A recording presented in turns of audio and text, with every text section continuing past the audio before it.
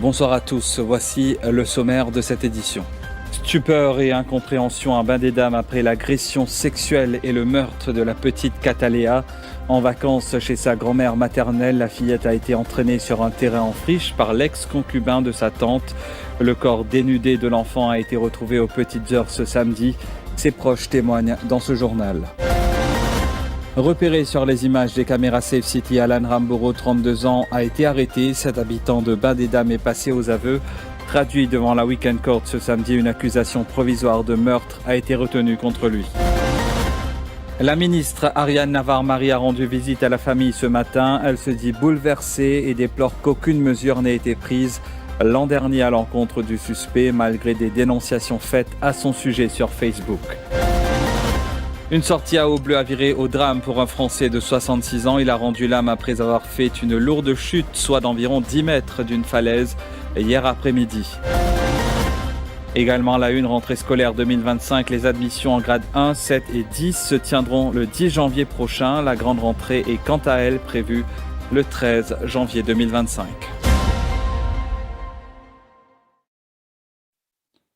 Bonsoir. Stupeur à Bain des Dames après le kidnapping, l'agression sexuelle et le meurtre de Cataléa, 7 ans.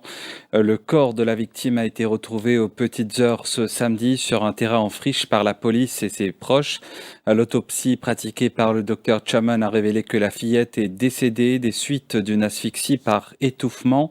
L'examen post-mortem a également conclu qu'elle a été agressée sexuellement. Des lianes avaient été placées dans la bouche de l'enfant. La petite Cataléa se trouvait chez sa grand-mère maternelle pour les vacances scolaires.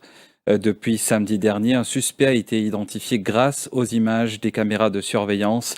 Il s'agit de l'ex-compagnon de la tante de la victime, Jean-Alan Ramboro, âgé d'une trentaine d'années.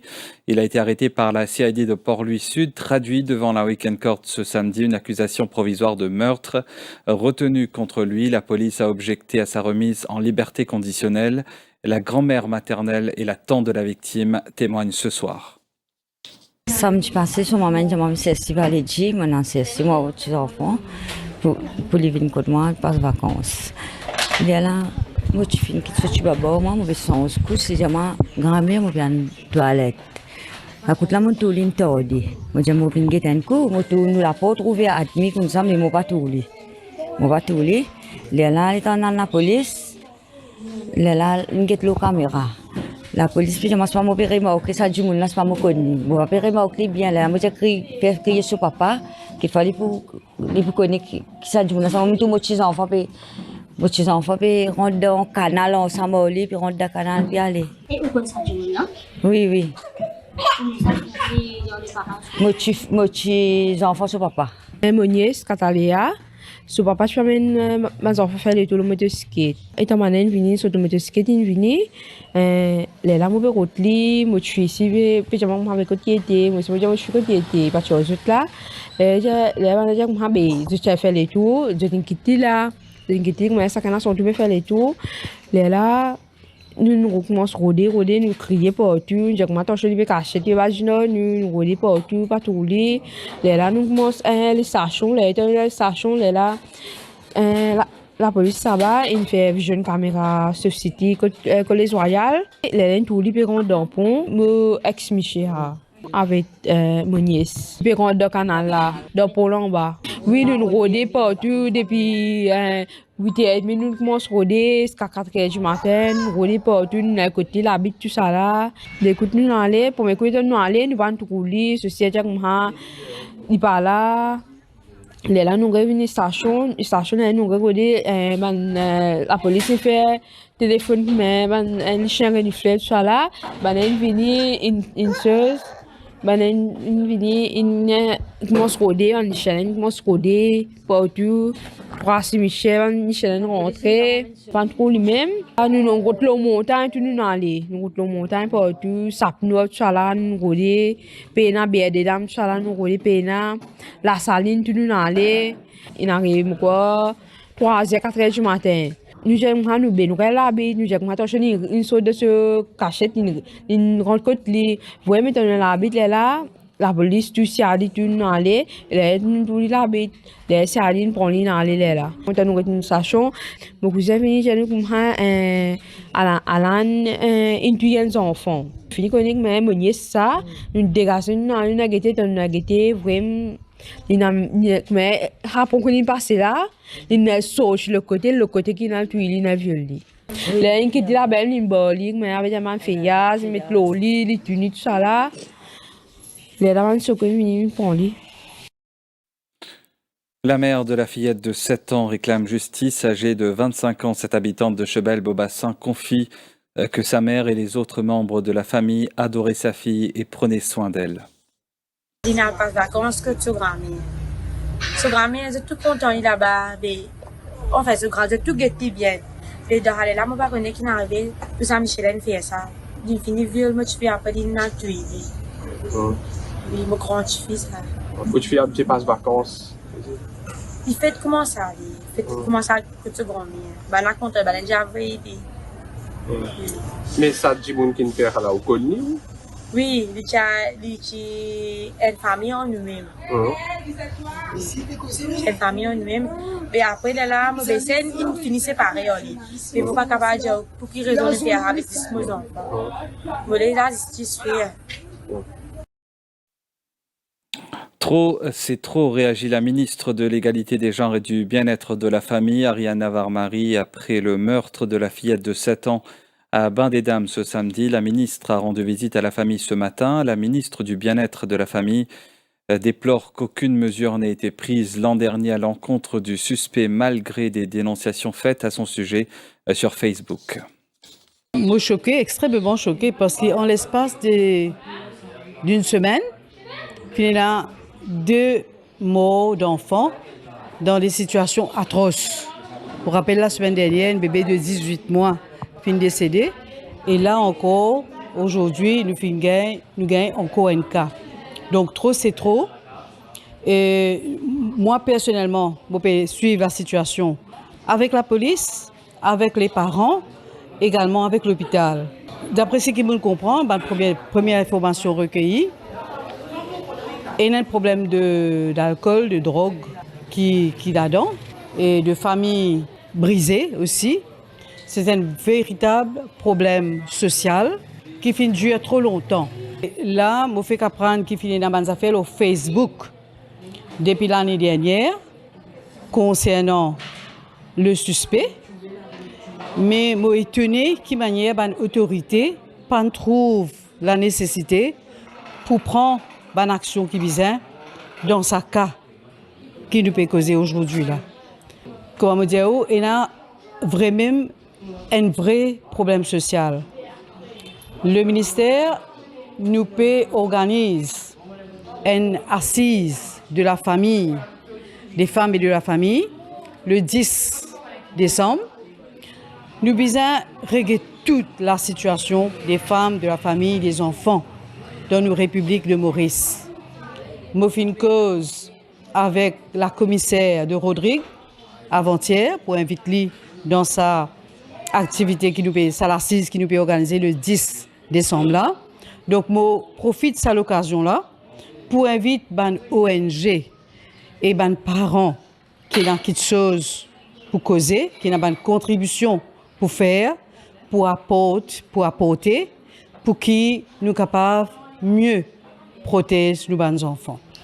Vous connaissez, il y a la loi, il y a l'esprit de la loi, il y a l'implémentation de la loi. Right? Mais il y a aussi problème social qui nous besoin prendre comme racine le problème. Et tackle ce problème, deal avec ce problème-là. Et faire en sorte qu'il n'y ait plus et encore des enfants qui dans sa situation-là.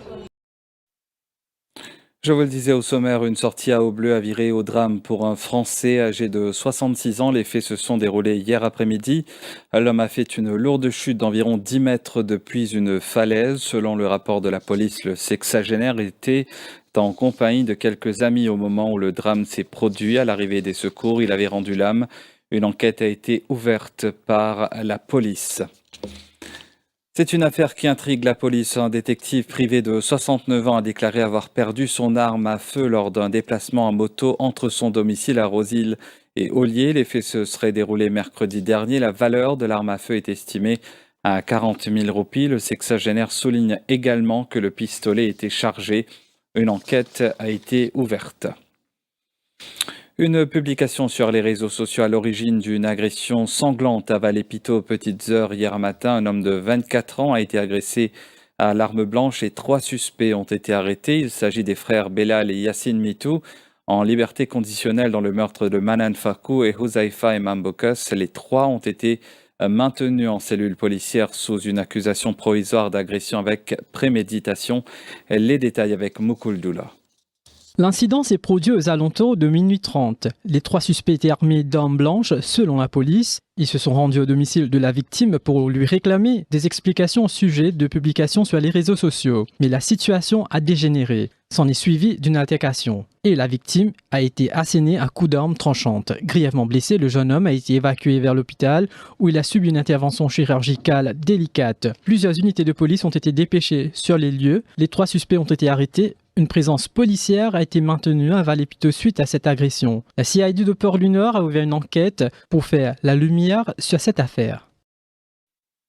Tout à fait autre chose à présent, la période de transition pour le renouvellement de la Motor Vehicle License ou déclaration dans les bureaux de poste pour les véhicules privés et d'entreprise a été repoussée à la fin de juin 2025. Initialement, les automobilistes avaient jusqu'au 2 décembre 2024 pour effectuer le paiement dans les bureaux de poste. Ces renouvellements se feront ensuite uniquement en ligne.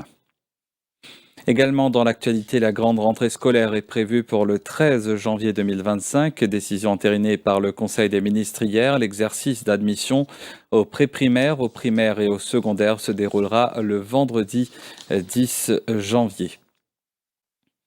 Et puis la Mauritius Ports Authority rassure le public qu'aucune compagnie maritime n'envisage de cesser de desservir le port de Port-Louis. Dans un communiqué émis hier, la MPA affirme avoir rencontré les représentants de la Cargo Handling Corporation Limited ainsi que des compagnies maritimes CMA, CGM, Maersk et Peel le jeudi 28 novembre dernier pour faire un état des lieux et trouver une solution face à la situation de congestion portuaire. La MPA appelle les compagnies maritimes à ne pas appliquer de surcharge, l'assurance étant donnée par la CHCL que le maximum de 4 portiques sera déployé et que des mesures appropriées seront mises en œuvre afin d'améliorer la performance de la manutention des conteneurs. Elle ajoute que le retard dans le trafic maritime a été réduit, passant d'1 semaine à 1 jour. La suite de ce journal après cette page publicitaire.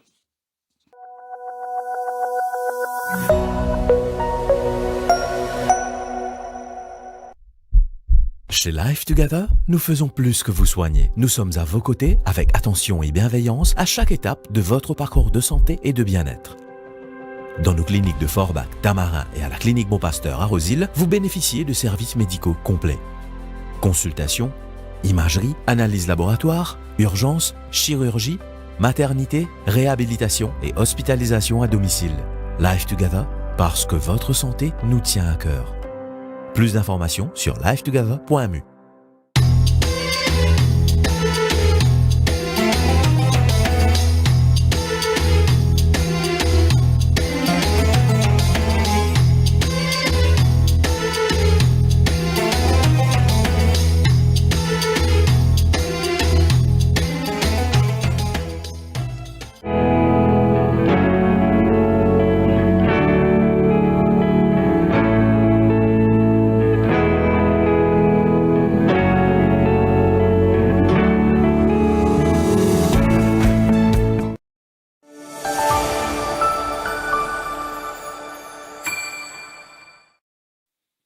Et parlons football sur le plan local à présent. Le coup d'envoi de la nouvelle saison de Super League a été donné ce samedi. Pamplemousse Assy a confirmé sa bonne forme en s'imposant 3-1 face au promu la Cure Waves Assy au stade Auguste Voller à Flac.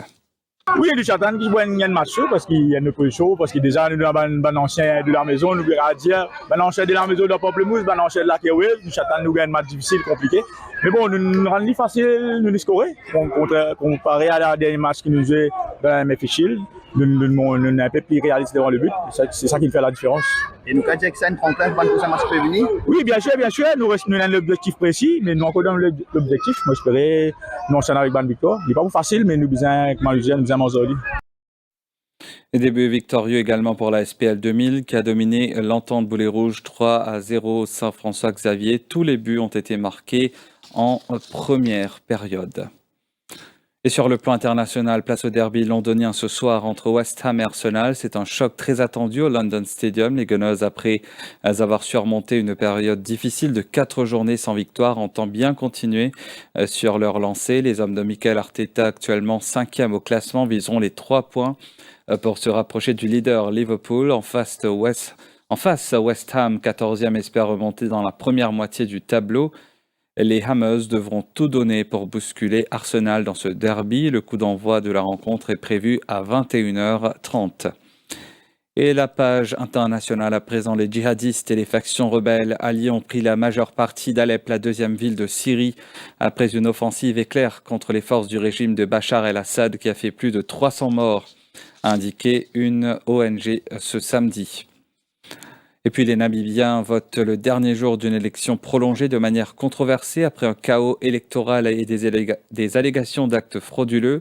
Les autorités électorales ont prolongé le vote jusqu'à ce samedi pour les élections présidentielles et législatives, après que le jour initial de l'élection mercredi ait été entaché par des défaillances logistiques et techniques qui ont entraîné des files d'attente de plusieurs heures que certains électeurs ont fini par abandonner.